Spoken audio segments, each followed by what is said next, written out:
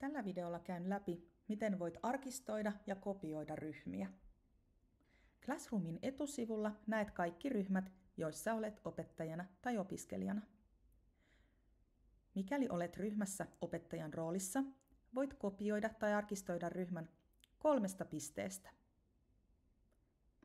Tästä pääset valikkoon, jossa on kopioi tai arkistoi kohdat.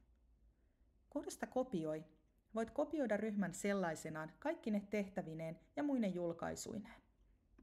Toki voit muuttaa ryhmän nimeä ja muita tunnistetietoja.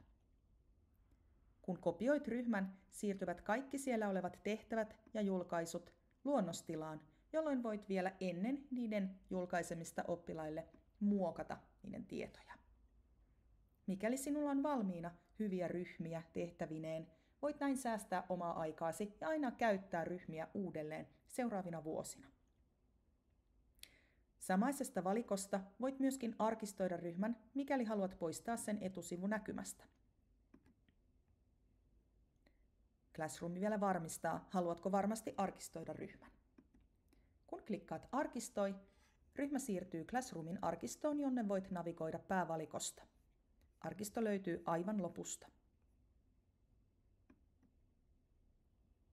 Täällä näet arkistoidut ryhmät. Voit vielä palauttaa arkistoituja ryhmiä takaisin etusivulle aktiiviseksi, taikka poistaa ne lopullisesti.